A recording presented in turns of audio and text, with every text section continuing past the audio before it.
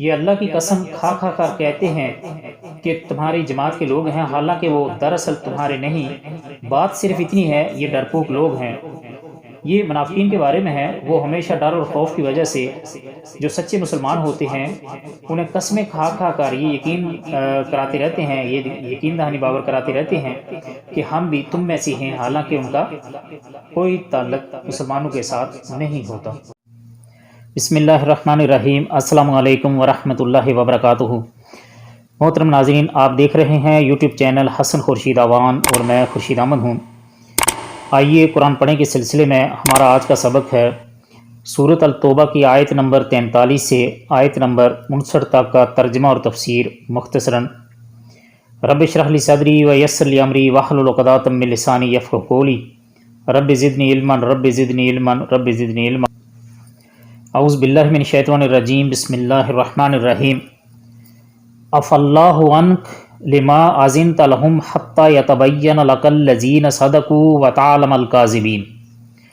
عفا کا مطلب ہوتا ہے معاف کرے اللہ، یعنی اللہ سبحانہ تعالیٰ۔ ان کا مطلب تمہیں، لما کیوں، اذنت تم نے اجازت دی، لہم انہیں، حتی یہاں تک کہ یتبین ظاہر ہو جائے، لکا آپ پر، الذین وہ لوگ جو، صدقوا سچے، و تعلم اور آپ جان لیتے، الکاذبین جھوٹے۔ اس آیت مبارکہ کا ترجمہ ہے اللہ تجھے معاف فرما دے، تو نے انہیں کیوں اجازت دے دی بغیر اس کے کہ تیرے سامنے سچے لوگ کھل جائیں اور تو جھوٹے لوگوں کو بھی جان لے۔ یہ نبی کریم صلی اللہ علیہ وسلم کو کہا جا رہا ہے کہ جہاد میں عدم شرکت کی اجازت مانگنے والوں کو تو نے کیوں بغیر یہ تحقیق کیے کہ اس کے پاس معقول عذر ہے بھی یا نہیں اجازت دے دی۔ اس لیے اس کوتاہی پر معافی کی وضاحت پہلے کر دی گئی ہے۔ یاد رہے یہ تنبیہ اس لیے کی گئی کہ اجازت دینے میں عجلت کی گئی تھی اور پورے طور پر تحقیق کی ضرورت نہیں سمجھی گئی۔ لا یستحزنک الذین یؤمنون باللہ والیوم الآخر ان یجاہدوا باموالہم وانفسہم واللہ علیم بالمعتدین۔ اللہ پر اور قیامت کے دن پر ایمان و یقین رکھنے والے مالی اور جانی جہاد سے رک رہنے کی کبھی بھی تجھ سے اجازت طلب نہیں کریں گے، اور اللہ تعالیٰ پرہیزگاروں کو خوب جانتا ہے۔ یہ مخلص ایمانداروں کا کردار بیان کیا گیا ہے، بلکہ ان کی عادت یہ ہے کہ وہ نہایت ذوق و شوق کے ساتھ اور بڑھ چڑھ کر جہاد میں حصہ لیتے ہیں۔ انما یستحزنک الذین لا یؤمنون باللہ والیوم الآخر وارتابت قلوبہم فہم فی ریبہم یترددون۔ یہ اجازت تو تجھ سے وہی طلب کرتے ہیں جنہیں نہ اللہ پر ایمان ہے، نہ آخرت کے دن کا یقین ہے، جن کے دل شک میں پڑے ہوئے ہیں اور وہ اپنے شک میں ہی سرگرداں ہیں۔ یہ ان منافقین کا بیان ہے جنہوں نے جھوٹے ہیلے تراش کر رسول اللہ صلی اللہ علیہ وسلم سے جہاد میں نہ جانے کی اجازت طلب کر لی تھی۔ ان کی بابت کہا گیا ہے کہ یہ اللہ پر اور یوم آخرت پر ایمان نہیں رکھتے۔ اس کا مطلب یہ ہے کہ اسی عدم ایمان نے انہیں جہاد سے گریز پر مجبور کیا۔ اگر ایمان ان کے دلوں میں راسخ ہوتا تو نہ جہاد سے یہ بھاگتے، نہ شکوک و شبہات ان کے دلوں میں پیدا ہوتے۔ وَلَوْ أَرَادُوا الْخُرُوجَ لَعَدُّوا لَهُ عُدَّةً وَلَكِنْ كَرِهَ اللَّهُ بِعَاثَهُمْ فَثَبَّتَهُمْ وَقِيلَ اقْعُدُوا مَعَ الْقَاعِدِينَ۔ اگر ان کا ارادہ جہاد کے لیے نکلنے کا ہوتا تو وہ اس سفر کے لیے سامان کی تیاری کر رکھتے، لیکن اللہ کو ان کا اٹھنا پسند ہی نہ تھا، اس لیے انہیں حرکت سے ہی روک دیا گیا اور کہہ دیا گیا کہ تم بیٹھنے والوں کے ساتھ بیٹھے رہو۔ یہ انہیں منافقوں کے بارے میں، یعنی انہی منافقوں کے بارے میں کہا جا رہا ہے جنہوں نے جھوٹ بول کر اجازت حاصل کی تھی کہ اگر وہ جہاد میں جانے کا ارادہ رکھتے تو یقیناً اس کے لیے تیاری بھی کرتے۔ فَثَبِّتْهُمْ کے معنی ہے ان کو روک دیا، فَثَبْتِهُمْ کے معنی ہے ان کو روک دیا، پیچھے رہنا ان کے لیے پسندیدہ بنا دیا گیا، پس وہ سست ہو گئے اور مسلمانوں کے ساتھ نہیں نکلے۔ مطلب یہ ہے کہ اللہ کے علم میں ان کی شرارتیں اور سازشیں تھیں، اس لیے اللہ کی تقدیری مشیت یہی تھی کہ وہ نہ جائیں۔ یہ یا تو اسی مشیت الہی کی تعبیر ہے جو تقدیر لکھی ہوئی تھی، یا بطور ناراضگی اور غضب کے رسول اللہ صلی اللہ علیہ وسلم کی طرف سے کہا گیا ہے۔ کہ اچھا ٹھیک ہے، تم عورتوں، بچوں، بیماروں اور بوڑھوں کی صف میں شامل ہو کر ان کی طرح گھروں میں ہی بیٹھے رہو۔ لو خرجوا فیکم ما زادکم الا خبالا ولا اودعوا خلالکم یبغونکم الفتنہ وفیکم سمعون لہم واللہ علیم بالظالمین۔ اگر یہ تم میں مل کر نکلتے بھی تو تمہارے لیے سوائے فساد کے اور کوئی چیز نہ بڑھاتے، بلکہ تمہارے بیچ خوب گھوڑے دوڑا دیتے اور تم میں فتنے ڈالنے کی تلاش میں رہتے۔ ان کے مارنے والے خود تم میں موجود ہیں اور اللہ ان ظالموں کو خوب جانتا ہے۔ سوائے فساد کے اور کوئی چیز نہ بڑھاتے، یہ منافقین اگر اسلامی لشکر کے ساتھ شریک ہوتے تو غلط رائے اور مشورے دے کر مسلمانوں میں انتشار کا ہی باعث بنتے۔ اور یہ جو فرمایا کہ فتنے میں ڈالنے کی تلاش میں رہتے، مطلب یہ کہ چغل خوری وغیرہ کے ذریعے سے تمہارے اندر فتنہ برپا کرنے میں وہ کوئی دقیقہ فروغ گزاشت نہ کرتے، اور فتنے سے مطلب اتحاد کو پارا پارا کر دینا اور ان کے مابین باہمی عداوت و نفرت پیدا کر دینا ہے۔ اور یہ جو فرمایا کہ خود تم میں موجود ہیں، ان کے ماننے والے خود تم میں موجود ہیں، تو اس سے معلوم ہوتا ہے کہ منافقین کی جاسوسی کرنے والے کچھ لوگ مومنین کے ساتھ بھی لشکر میں موجود تھے، جو منافقین کو مسلمانوں کی خبریں پہنچایا کرتے تھے۔ لَقَدِ ابْتَغَوْا الْفِتْنَةَ مِنْ قَبْلُ وَقَلَّبُوا لَكَ الْأُمُورَ حَتَّى جَاءَ الْحَقُّ وَظَهَرَ أَمْرُ اللَّهِ وَهُمْ كَارِهُونَ۔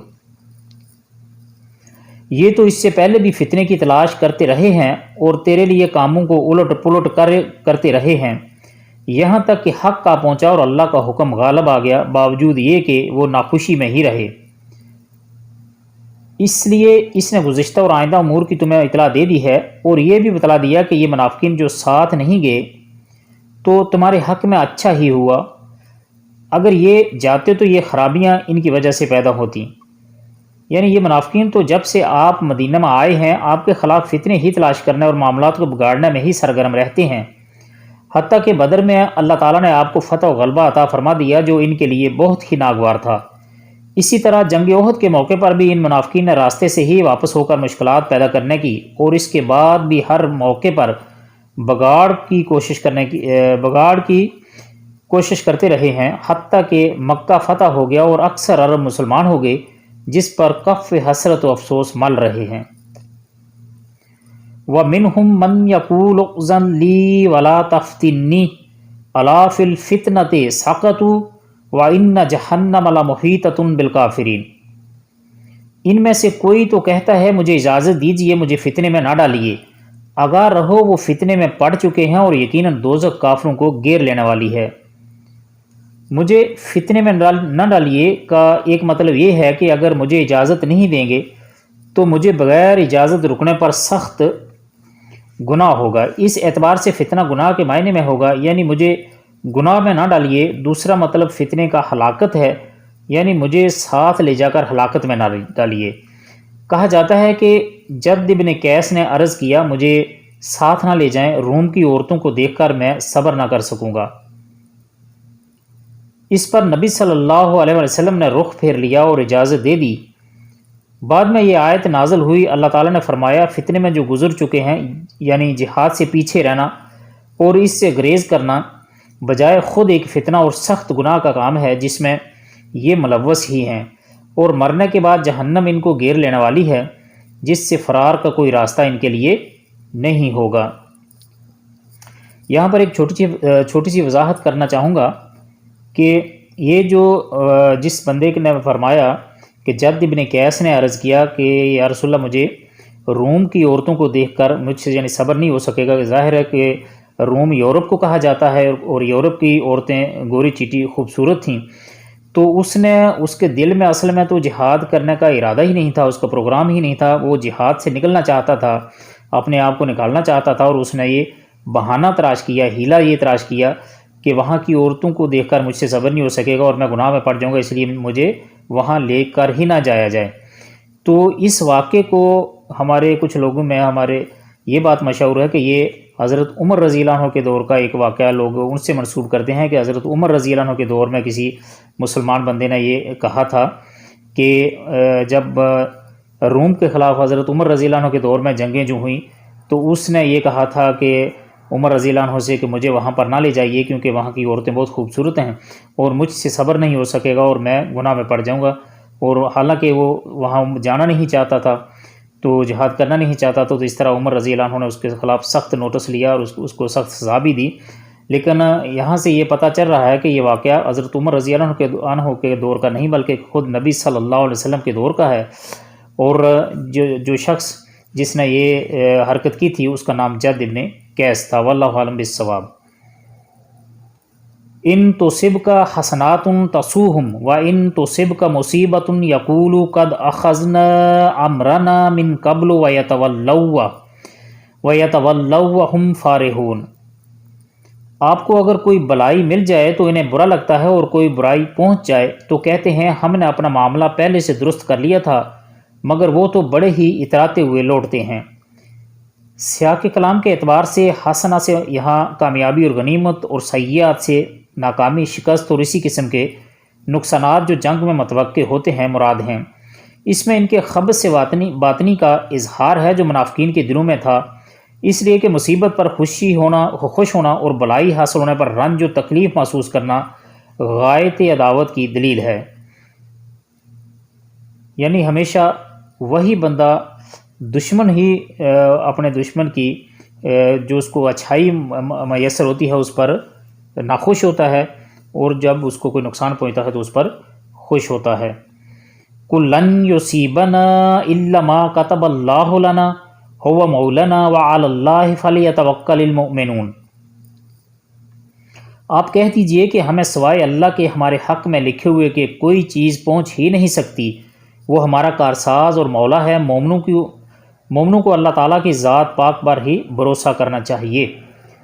یہ منافقین کے جواب میں مسلمانوں کے صبر و ثبات اور حوصلے کے لیے فرمایا جا رہا ہے کہ کیونکہ جب انسان کو یہ معلوم ہو کہ اللہ کی طرف سے مقدر کا ہر صورت میں ہونا ہے، اور جو بھی مصیبت یا بلائی ہمیں پہنچتی ہے اسی تقدیر الہی کا حصہ ہے، تو انسان کے لیے مصیبت کا برداشت کرنا آسان اور اس کے حوصلے میں اضافے کا سبب ہوتا ہے۔ قُلْ هَلْ تَرَبَّصُونَ بِنَا إِلَّا إِحْدَى الْحُسْنَيَيْنِ وَنَحْنُ نَتَرَبَّصُ بِكُمْ أَن يُصِيبَكُمُ اللَّهُ بِعَذَابٍ مِّنْ عِندِهِ أَوْ بِأَيْدِينَا فَتَرَبَّصُوا إِنَّ مَعَكُمْ مُتَرَبِّصُونَ۔ آپ کہہ دیجئے کہ تم ہمارے بارے میں جس چیز کا انتظار کر رہے ہو وہ دو بلائیوں میں سے ایک ہے، اور ہم تمہارے حق میں اس کا انتظار کرتے ہیں کہ یا اللہ تعالیٰ اپنے پاس سے کوئی سزا تمہیں دے یا ہمارے ہاتھوں سے، پس ایک طرف تم منتظر رہو، دوسری جانب تمہارے ساتھ ہم بھی منتظر ہیں۔ وہ دو بلائیوں میں سے ایک ہے، مطلب یعنی کامیابی یا شہادت، ان دونوں میں سے جو چیز بھی ہمیں حاصل ہو ہمارے لیے خیر بلائی ہی بلائی ہے۔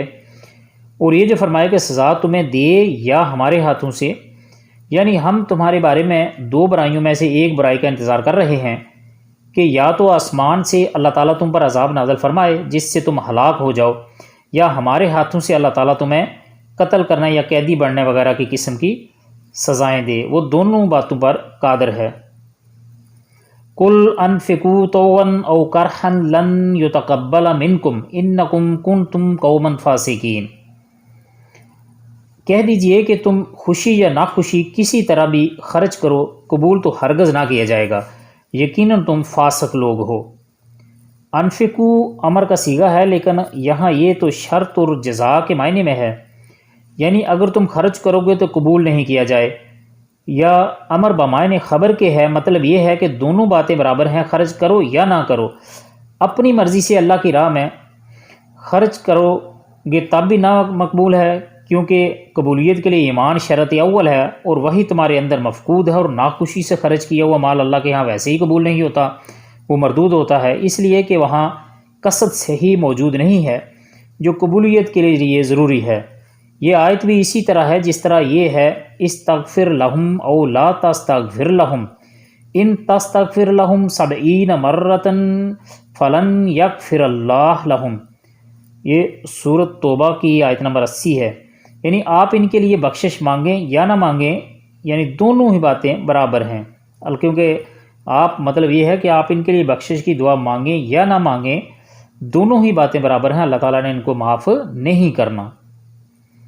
وما منعهم ان تقبل منهم نفقاتهم الا انهم كفروا بالله وبرسوله ولا يأتون الصلاة الا وهم كسالى ولا ينفقون الا وهم كارهون۔